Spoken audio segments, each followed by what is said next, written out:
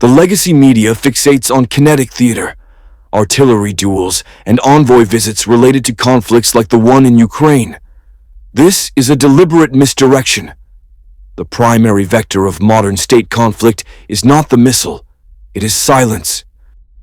The operating protocol has shifted from physical invasion to systemic insolvency. Why expend munitions when you can sever a nation's digital nervous system? This is the blind Leviathan protocol, a state's greatest asset. Its total integration into the global network is weaponized against it, becoming its terminal liability. The attack is two-pronged and asymmetric.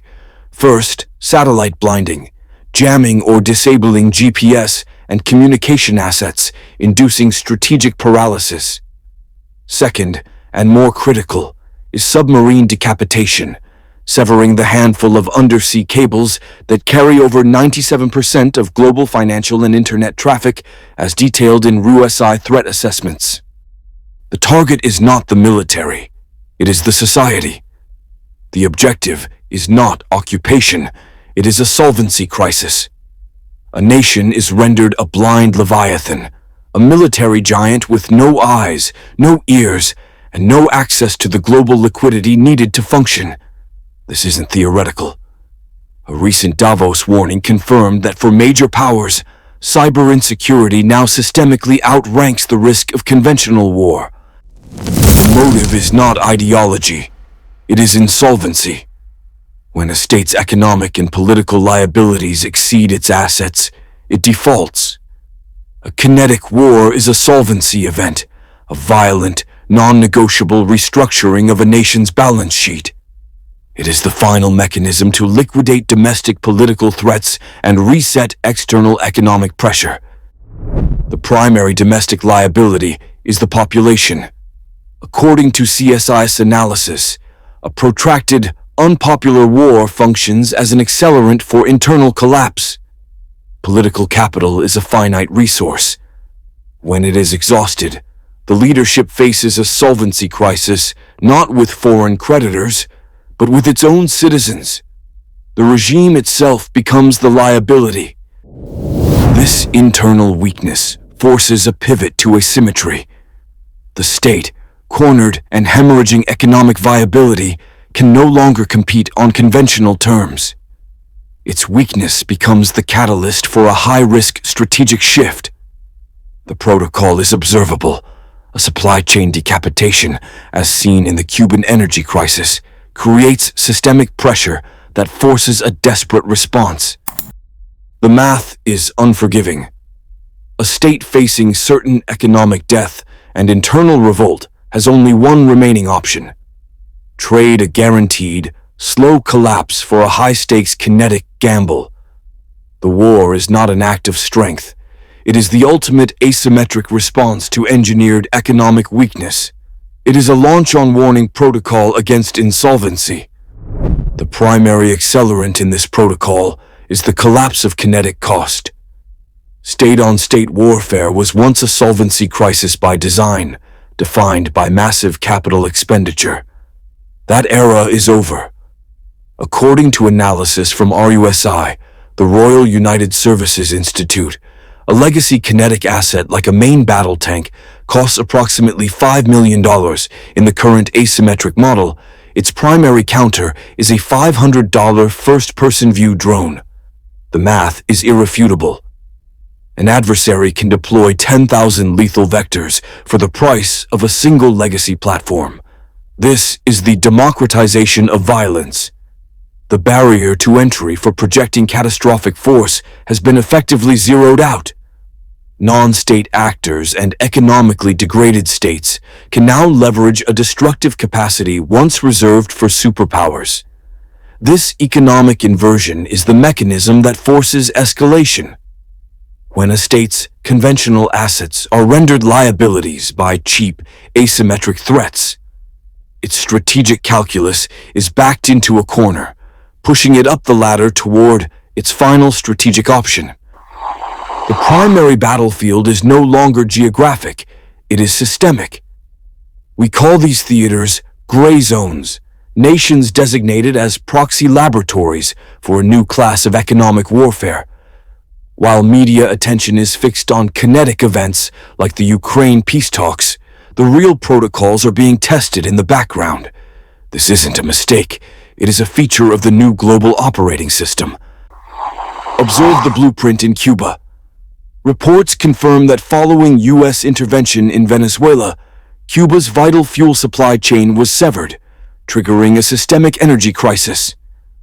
This is a clinical example of supply chain decapitation, an asymmetric vector designed to induce a national solvency crisis without deploying a single soldier.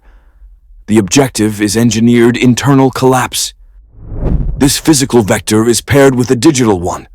The Davos Forum now warns that for major economies, cyber insecurity outranks conventional war as a primary threat. These are not separate issues.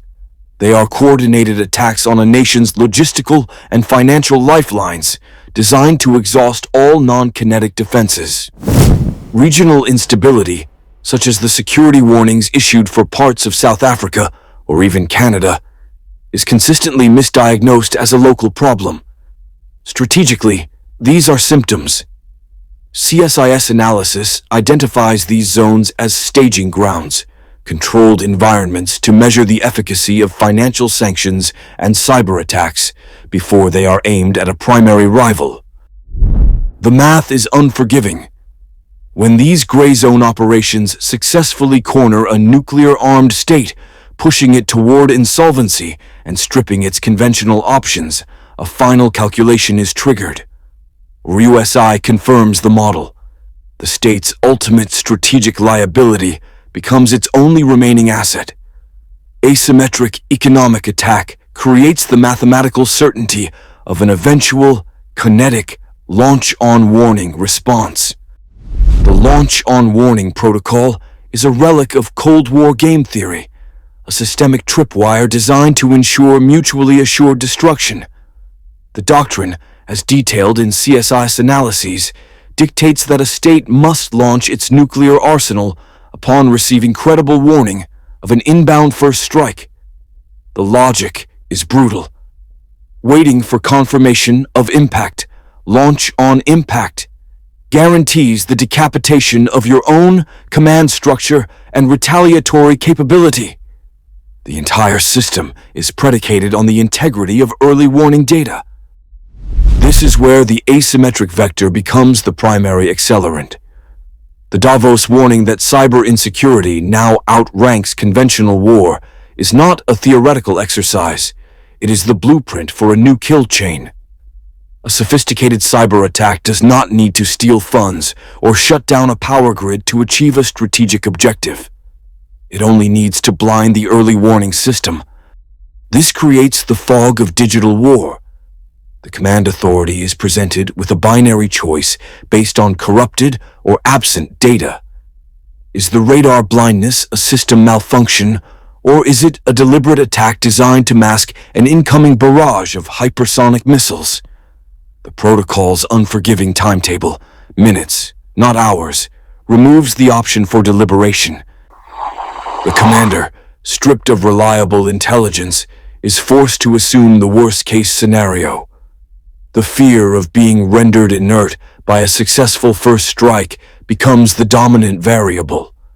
Launching on potentially false data becomes the only rational choice to preserve retaliatory solvency. This isn't a failure of the system. It is the weaponization of the system against itself.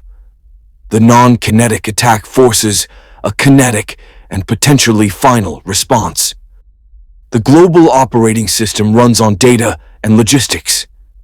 The next shot in the undeclared economic war will not be a missile, it will be a keystroke. The target is not a military base, but a core economic artery. This is the protocol of asymmetric escalation. Force a solvency crisis by severing the digital and physical supply chains that guarantee a state's stability. Analysts at Davos have already confirmed the vector. For a rising power like India, reports now show that systemic cyber insecurity outranks the risk of kinetic war. This is not a hypothetical. It is a documented vulnerability. CSIS reports detail the strategic value of targeting port logistics, a low-cost, high-impact method of inducing economic paralysis with maximum plausible deniability. It is the blueprint for supply chain decapitation, previously tested in theaters like Cuba, which saw its energy grid collapse after its Venezuelan oil supply was severed. Within the next 12 months, expect a calibration shot. A major Indian maritime hub, like the Jawaharlal Nehru Port Trust, will experience a multi-day, cascading logistics failure. It will be attributed to a sophisticated ransomware attack, but it will be a state-vectored simulation. The objective is not ransom, it is data. The attacker will measure India's cyber response capability, its port redundancy, and the political fallout from the economic disruption. This is the test before the real attack. It is the mathematical process of gauging an opponent's breaking point before pushing them toward insolvency.